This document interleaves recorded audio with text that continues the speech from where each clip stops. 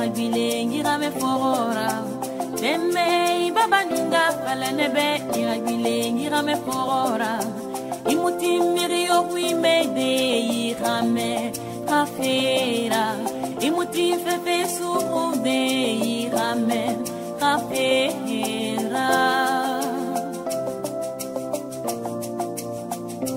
Téléspectateurs de Manège du Savoir, bonjour. Nous recevons sur notre plateau aujourd'hui Monsieur Ludovic Kamge. Bonjour. Bonjour. Comment allez-vous? Très bien. Merci beaucoup de nous recevoir dans vos jolis locaux. Le plaisir est pour moi, en fait. Eh bien, est-ce que vous voulez bien, s'il vous plaît, vous présenter un petit peu plus pour nos téléspectateurs de Manège du Savoir? Donc, je suis de formation ingénieur textile. J'ai créé ma structure il y a une quinzaine d'années. Et donc, sur la place parisienne et au Cameroun aussi. Yaoundé et Douala. Vous n'aimez pas trop qu'on vous définisse seulement comme styliste ou créateur, mais plutôt comme entrepreneur. Pourquoi? C'est vrai, je ne suis pas que styliste ou que créateur, c'est pas ma formation de base, pour être sincère. Moi, je suis de formation ingénieur textile, comme je vous l'ai dit auparavant, parce que dans ce que nous faisons, la part de la création, c'est une chose, mais le gros du boulot est ce que j'appellerais un back-office. Donc c'est tout ce qui est organisation, gestion, logistique, fabrication d'un vêtement, donc ça entraîne tout un volet industriel. Et la gestion d'une entreprise, c'est une entreprise comme une autre. Il y a des salariés derrière, il faut pouvoir piloter, manager. Et voilà, donc c'est une entreprise. C'est pas que le créateur au sens un peu trivial, un peu réducteur de l'image qu'on peut avoir de temps en temps. Alors, vous avez commencé à nous en parler. Est-ce qu'on peut approfondir un petit peu votre parcours, le cursus de l'entrepreneur que vous êtes, qui vous a amené jusque-là? Mon parcours est un peu atypique parce que, enfin, j'arrive un peu là par hasard. Pour tout vous dire, ma mère est dans le métier. C'était Madame Kamge Colette. Elle a eu une confection qui s'appelait Confection Lumière à l'époque, dans les années 80 au Cameroun. C'était la première Camerounaise à avoir une confection après les Libanais et les Grecs qui étaient installés sur le Cameroun à l'époque. Il y avait une dizaine de confections, dont elle, qui était la sœur. Et par la suite, moi j'ai très passionné de sport, plutôt bon en foot, tennis, comme beaucoup de Camerounais, mais pour le coup, mes parents nous souhaitaient que je fasse autre chose que le sport. Et donc moi j'ai passé un bac D, j'ai dû faire pharmacie ou médecine, j'étais inscrit d'ailleurs. Et bon, je me suis dit, ma mère très vite proposé de savoir si j'étais intéressé par la filière textile dans laquelle elle était déjà. J'ai dit, pourquoi pas, j'ai fait un calcul rapide. J'ai dit, ingénieur textile, j'avais pour 5 ans, alors que médecine ou pharma, j'avais pour une dizaine d'années. Donc c'était un peu long. J'ai fait un peu court. Et c'est comme ça que je me suis retrouvé dans la filière textile. Et par la suite, quand on y est, étant rigoureux de nature, il faut exceller, il faut donner le meilleur de soi. Et essayer de faire ce qu'elle a pu faire, qui était pour moi, c'est mon mentor en fait, ma maman, qui a été une vraie chef d'entreprise, pour qui j'ai beaucoup de respect. En fait. Eh bien, on va anticiper un petit peu les questions. Alors, votre maman, c'est vrai, était déjà dans le domaine de la confection. Tout à fait. Et elle a confectionné des tenues particulières pour des gens particuliers. Particulier, peut-être pas, c'est pas artistique, je vous rassure. En fait, c'est quoi, maman, à l'époque, pour la petite histoire, quasiment toutes les tenues de la police, de l'armée, étaient fabriquées au Cameroun pour grande partie. Et à l'époque, donc pour cela, il fallait les confections localement. Et ma maman faisait partie des personnes qui avaient une confection qui s'appelait Confection Lumière à l'époque. Sur place, elle avait plus d'une centaine de salariés, voire avoisiné peut-être les 150 salariés à un moment. Elle a même construit un bâtiment de près de 5000 m² pour pouvoir réaliser confectionner ses vêtements sur le Cameroun. Il était où ce bâtiment? On a grandi en Komkana à l'époque, et après à Yaoundé, pour ceux qui connaissent. Et après, on a conçu un local très important qui est à Yomaban, exactement. Et ce local-là, aujourd'hui, est exploité par mon frère qui est aussi dans le vêtement, qui a une école de formation dans le secteur aussi. qui veut que par la suite, la fibre familiale a été celle que vous connaissez, qui fait qu'aujourd'hui, je me suis retrouvé dans l'univers. D'accord. Et est-ce que vous avez reçu une bourse du gouvernement camerounais? Pas vraiment. Donc il faut dire, je revenais sur la question précédente concernant ma maman. C'est une femme, je disais tout à l'heure, relativement entreprenante, voire trop entreprenante, qui a réussi à monter une industrie qui est aujourd'hui, jusqu'aujourd'hui, il n'y a aucune industrie de ce type au Cameroun qui a pu se faire depuis. Dans le moment bosseuse qu'elle était, nous a pensé pour nous, mon frère et mes frères et moi, de pouvoir faire une formation à l'étranger, d'aller à l'étranger pour pouvoir peaufiner nos formations. Et j'ai eu la chance d'avoir nos parents qui ont pu nous financer nos études à l'étranger. Donc on n'a pas bénéficié de la bourse camerounaise, mais c'est pas pour autant dire que j'adore pas mon pays d'origine. Je suis très fier. Et non, la bourse on l'a pas, mais voilà. Donc par contre, je me dois d'avoir un retour vers mon pays natal, même si j'ai pas eu de bourse. Voilà. Alors comment tout commence? Peut-être des ventes privées, et quelles sont les difficultés que vous rencontrez et comment les surmontez-vous? Pour anecdote, en fait, quand je décide de créer mon entreprise, au départ, il était question que dans mon projet, c'était de rentrer définitivement sur le Cameroun. Après avoir travaillé 5 ans dans différentes structures, et il s'avère que je me suis dit, je rentre au Cameroun. J'ai été question de relancer la structure de ma maman, qui existait, la confection, dans laquelle elle avait créé. Et je me suis dit, si je rentre, il est hors de question que je sois en attente d'un chèque ou d'argent de mes parents. Donc je me suis dit, je vais lancer une collection de vêtements, de chemises en l'occurrence, et sur place, je les vendrai tout en travaillant. Il s'avère que cette collection, je l'ai présentée à des amis en France déjà, beaucoup ont dit, ah oui, c'est super, pourquoi pas, on aimerait bien en acheter. J'ai fait des ventes privées pour satisfaire cette demande. Il s'avère que ça a plu, et comme ça, de fil en aiguille, je me suis retrouvé à rester en France, alors que mon projet initial, c'était de repartir définitivement, parce que la collection, ce qu'on a fait, a marché mieux que l'on le pensait, que ce que je pensais. Et donc du coup, à ce moment-là, pas de difficulté. Mais alors, au fur et à mesure, dans le parcours d'un chef d'entreprise que vous êtes, quel genre de difficultés vous rencontrez? Difficulté, je ne vous cache pas dès le départ. Je vous dis que s'il fallait recommencer, je ne suis pas certain de recommencer, parce que dès le départ, vous quittez d'une structure où vous êtes salarié, donc vous ne gérez que vos problèmes de salarié dans votre département. Or, quand vous êtes chef d'entreprise, vous gérez tous les volets. Tout à fait. Donc, c'était dit management. En l'occurrence, à l'époque, je n'avais pas encore de salarié, donc j'ai démarré quasi seul. Donc, il faut gérer les appros, il faut gérer tout ce qui est la dimension administrative qui est assez lourde, même on le sait en France, avec tout ce qui est paperasse, des organismes qui vous écrivent, la sécurité sociale, l'URSSAF, les impôts, les trucs. Donc, dans un premier temps, vous êtes plus noyé dans les papiers que d'exercer ce pourquoi vous avez eu une formation. Donc, je me retrouvais à faire... Et donc, ça devient... Donc, vous allez au-delà de ce que vous pensez devoir faire. Et il s'avère que très vite, vous êtes à court de temps. Et à côté de ça, mais après aussi, il faut pouvoir financer. Vous allez vers les banques, on vous dit, bah non, vous n'apportez pas suffisamment de garantie. Donc, il a fallu, ma famille m'a un peu aidé. À côté de ça, vous commencez à faire, j'ai fait des petites ventes privées. J'ai fait des ventes dans les comités d'entreprise, j'ai beaucoup de bouche-oreille, les gens se déplaçaient. Donc il a fallu mettre un mécanisme en place pour faire un... Et finalement, très rapidement, j'ai pu avoir un petit local dans le 7e arrondissement, qui n'est pas loin de celui où on se trouve aujourd'hui, qui m'a permis de démarrer et de fil en aiguille. Les banques, on a gagné la confiance des banques qui nous ont financé, qui nous ont aidés à financer. Et c'est ce qui nous a permis de grandir, tout en parallèle, avec cette volonté aussi de s'installer au Cameroun. Donc tout en ouvrant ici il y a 15 ans, on a ouvert aussi, et j'ai ouvert très rapidement aussi à Yaoundé. Justement, combien de boutiques avez-vous entre la France et le Cameroun maintenant? En France, il y a 3 boutiques.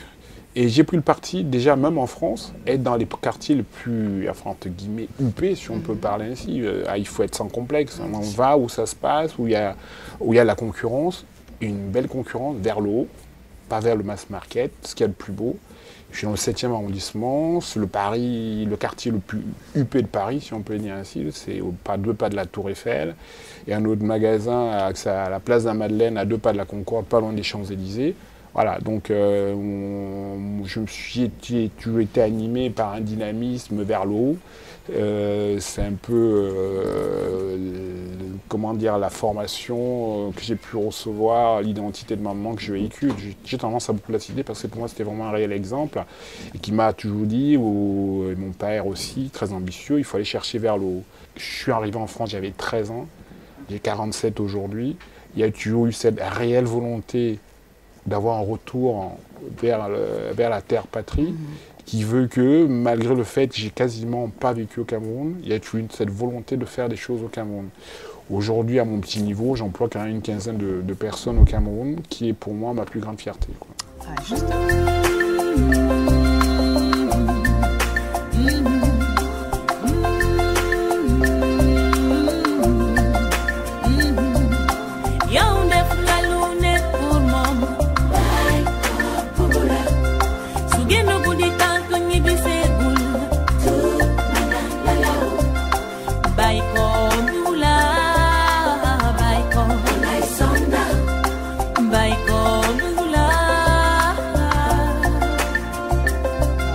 Le process de la filière textile, je pense que c'est tout un parcours. Est-ce que vous pouvez nous expliquer un petit peu?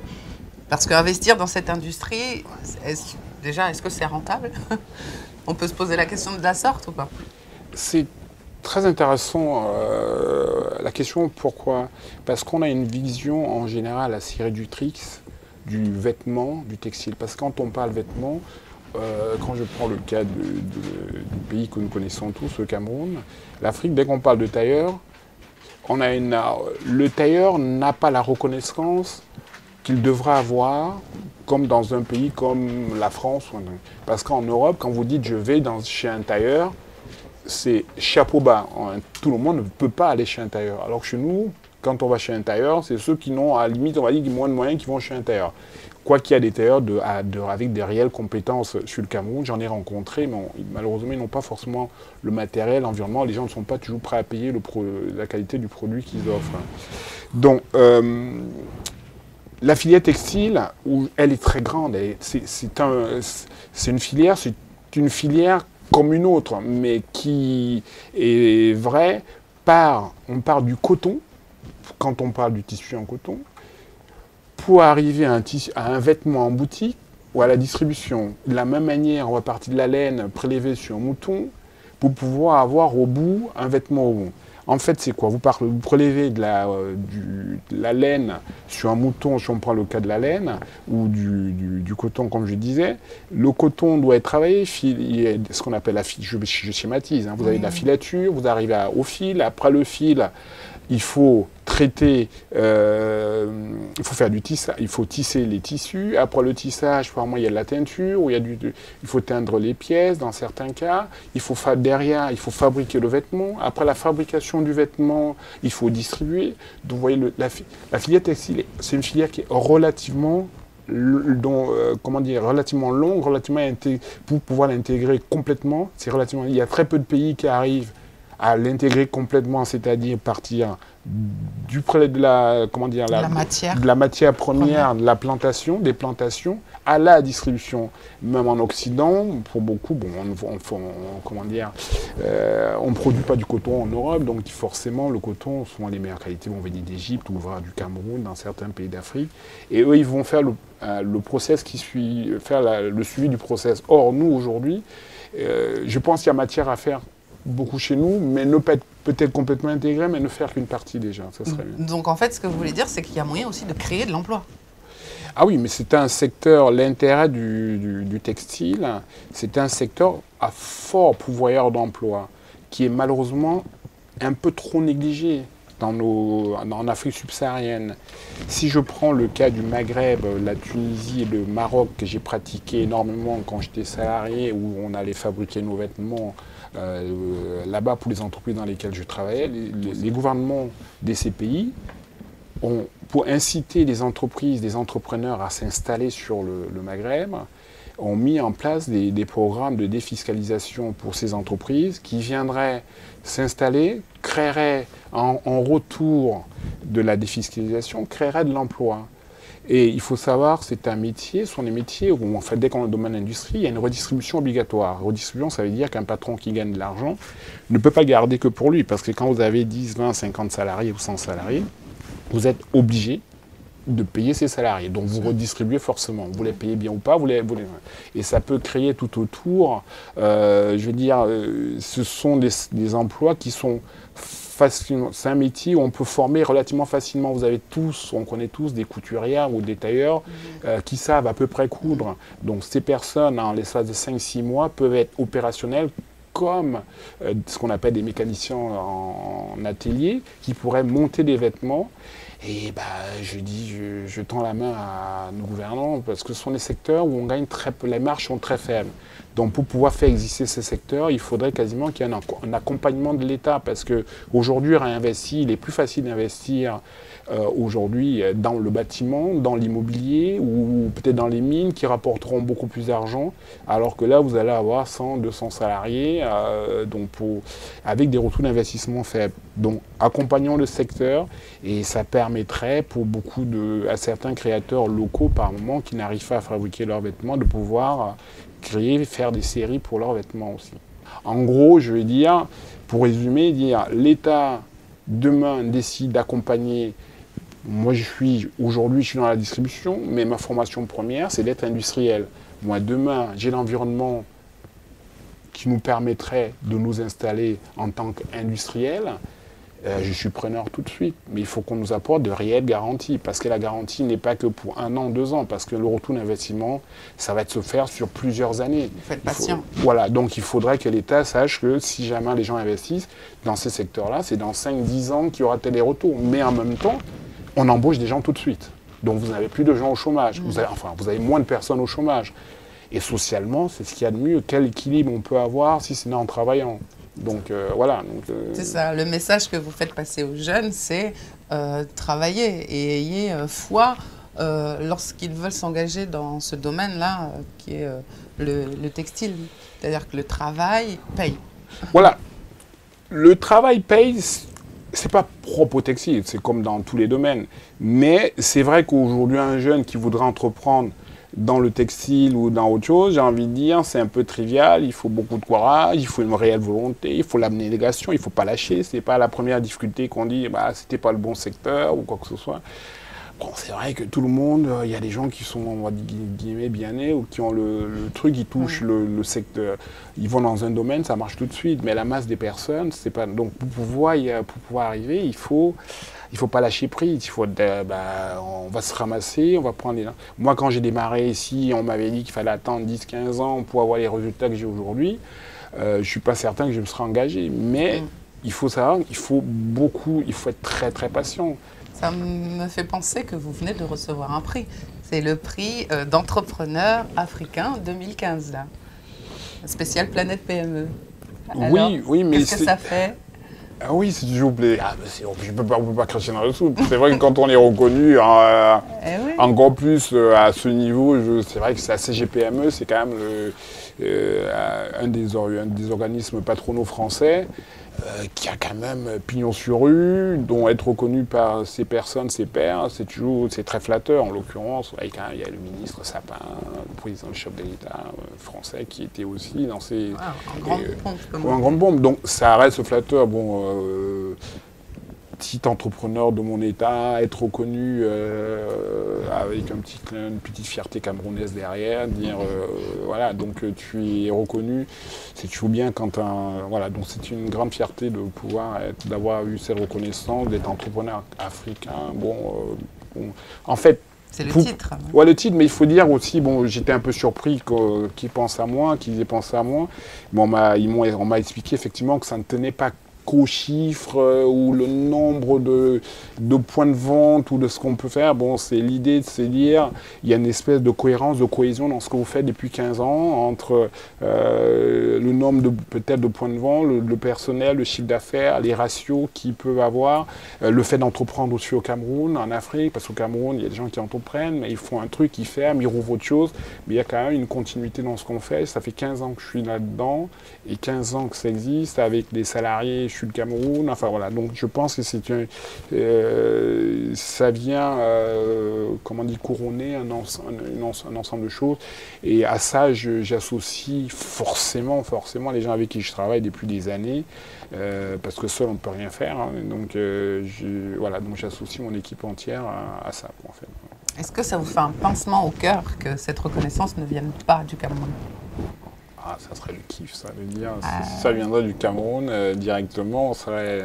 Quand on dit du Cameroun, on a ce du Cameroun, parce que en l'occurrence, on est sur un média camerounais, mais quand ça vient de manière générale de l'Afrique, c'est toujours parce que je m'inscris dans l'Afrique, parce qu'aujourd'hui on parle, il faut qu'on sorte de nos du côté camerounais, guinéen, congolais, africain, parce qu'il faut un panafricanisme, parce qu'il faut qu'on joue full, parce qu'aujourd'hui le Cameroun tout seul, c'est une vingtaine de millions.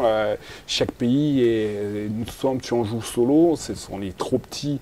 Par contre, si on ouvre le marché, qui a un réel marché CEMAC, un réel marché sur l'Afrique, là, il y a de réels débouchés. On peut faire de belles choses ensemble. Donc moi, je raisonne au niveau de l'Afrique, mais c'est vrai que bon, je suis content aussi parce qu'au-delà de ça, bon, il y a une reconnaissance. C'est vrai qu'aujourd'hui en France, on a une faible clientèle, on n'a pas suffisamment d'Africains à mon goût, mais quand on l'a, pour nous, c'est une vraie fierté. Et paradoxalement, la clientèle qui nous reconnaît vraiment encore plus qu'à l'africaine, elle vient d'Afrique. Donc on a une belle clientèle même en France quand elle vient d'Afrique. On va voir, elle est vraiment l'Afrique complète. On va avoir du Sénégal, du Congo, de la Guinée équatoriale, elle est vraiment plurielle. Et à côté de son la clientèle, bon, je m'inscris, voilà, donc là-dedans, et c'est vraiment, bon, c'est vrai que si demain il y a un petit prix du Cameroun, c'est pas. Moi, mon idée, c'est de pouvoir dire qu'on nous donne l'environnement. Pour moi, mon prix serait celui-là, qu'on nous crée l'environnement, qu'il y ait un environnement favorable pour créer de l'emploi, pour transmettre ce qu'on sait. C'est vrai pour moi, j'ai un ami des amis qui entreprennent, je ne veux pas citer des noms parce qu'il y en a tellement, qui font des choses entre l'Afrique et le Cameroun, l'Europe et le Cameroun. Il y en a pléthore qui font des choses à leur échelle. Mais et il y a vraiment, parce qu'ils ont faim, ils ont vraiment envie d'avoir ce retour vers la terre patrie, vraiment transmettre ce qu'ils savent. Donc si on a un environnement qui est encore meilleur, qu'on nous crée avec des guichets uniques, des choses qui facilitera encore la tâche, je pense qu'il y a profusion de compétences qui iraient vers l'Afrique, vers notre pays et qui pourra encore nous aider à grandir. Et qui nous aidera à grandir, qui sublimerait et qui stimulerait même encore plus ces jeunes-là, parce que s'inscrire en exemple de quelqu'un qui s'est réalisé, pour beaucoup, c'est inaccessible. Il se dit, c'est pas pour moi. Par contre, qu'on mette en avant ce que vous êtes en train de faire, par le biais de votre émission, des personnes qui font des choses à une échelle micro, pas macro, à une échelle micro, des gens se disent, ah, je peux y arriver. Donc c'est possible. Donc ça veut dire que pour l'émergence à l'horizon 2035, c'est possible. Non, l'émergence en 2035, c'est possible, même voire avant, mais il y a plein de choses qui sont possibles. Mais c'est aussi qu'on réfléchisse à l'échelle micro.